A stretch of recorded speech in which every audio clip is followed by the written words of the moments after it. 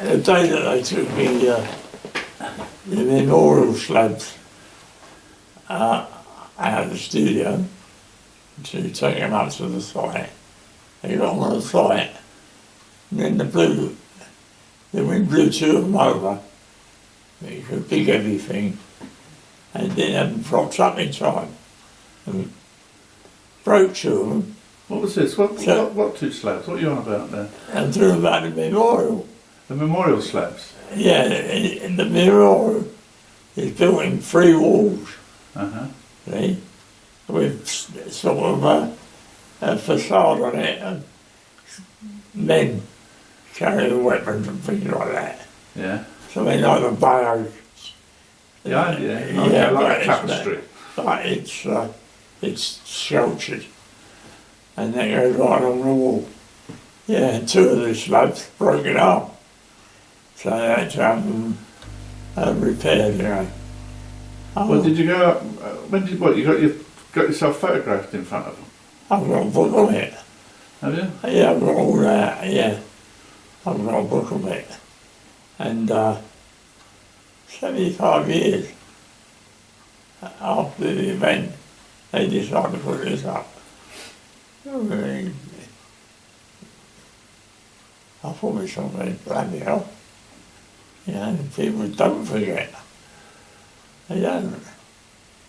Somebody's been in the pub one night. Yeah, I don't want it, Charlie. Yeah, it's a long time ago. Now I want to remember him. And he goes on like that. And, there might be people who have never even seen their father. See? And others, more or less in the same situation that Freddie was in.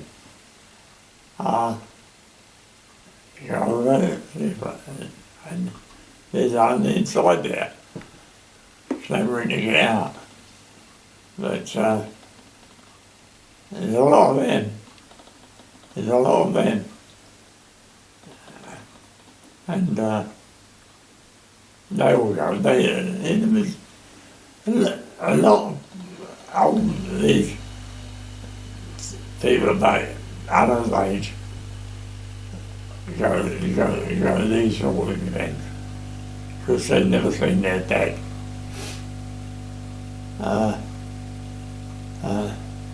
And of course, the children want to see their granddad, because they never see him, but I understand.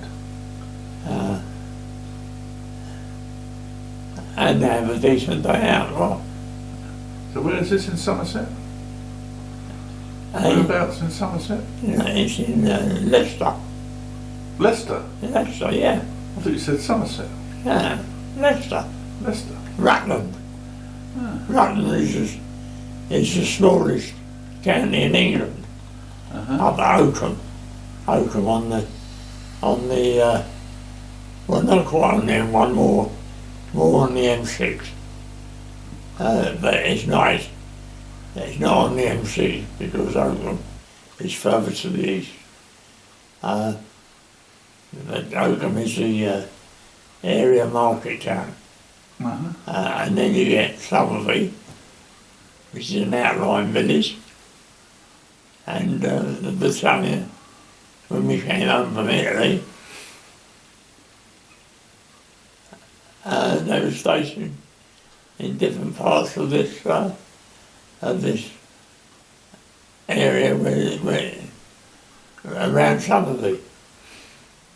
That's where you was? There was only about, it wasn't a big regiment, it was only about 600 of us.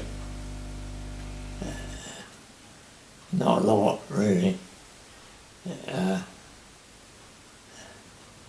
So when did you start training in earnest then there? Hey? Well, you got married in January, didn't you? And so when did you go back to start training in earnest? When did you go up to Somerby and start the training?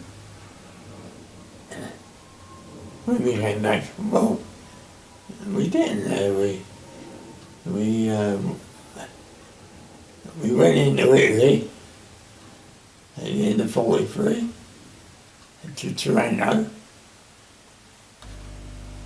and then marched up to towards Foggia, to Barry, and we came home soon after we got to Barry, and that's where he was falling, and to the second front, because we all knew that.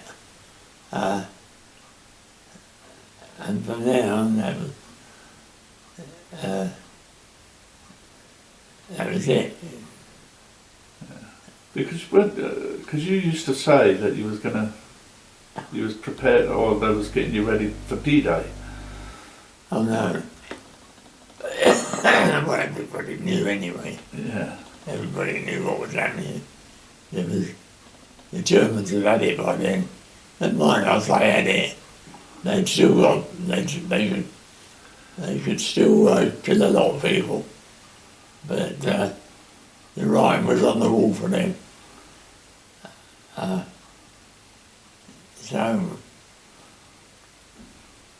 we did,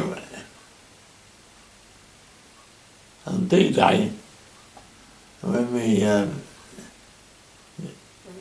the first two flights, they didn't use us. They didn't use us on D-Day. That's what I mean, yeah. No. But you was ready They though. didn't need us. When we flew over, the descent point, they found out halfway across the channel, the descent point had been taken over by the Germans. So no way you're going to jump on that. What they call a hot drop. And so he came back. So then, after a couple of these, because there's always a few lads who just can't make it. You know, they're all right, and then when it comes, push comes to shove, they can't do it. They can't do it. And that's when you find out how much service some of them got in. The blokes who've not all that much service, just been called up, they take the piss out of these poor sods who have chickened out. Well, the blokes who have been a few years in, they keep their mouths shut because they know that it could be them. Nobody really wants you. No case you're getting killed. While you're waiting for a bomb to drop, while you're hoping Moses is going to drop right on top of you and do the job properly.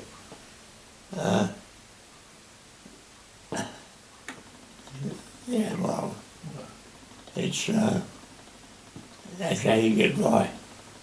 Everybody's shitting themselves, but not in different degrees.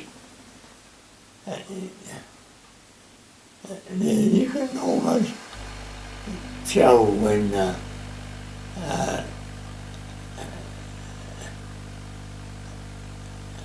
you can sense that you're going to get away with it, or you're not. Is there a back door? No, there's no back door. Oh boy, that's in there. Always make sure there's a back door if you can. But you have a lot of service in for that. And that's what 10th Battalion didn't have. Had this few group of men who they pulled out of 1st and 7th Armoured Divs. There's about, in all, I suppose about 200 of us. They pulled out 1st and 7th Armoured Div out, and all the rest, some was coming with 156 from India, and they hadn't done anything. All the rest had never fired a shot in anger. It was just lucky for them. Where we landed in Italy, it was a similar situation as to what we had it in the Middle East when we went in against the Italians. The opposition wasn't all that heavy. Small arms stuff. So then the battalion had plenty of time to learn how to handle things on the battlefield. Yeah.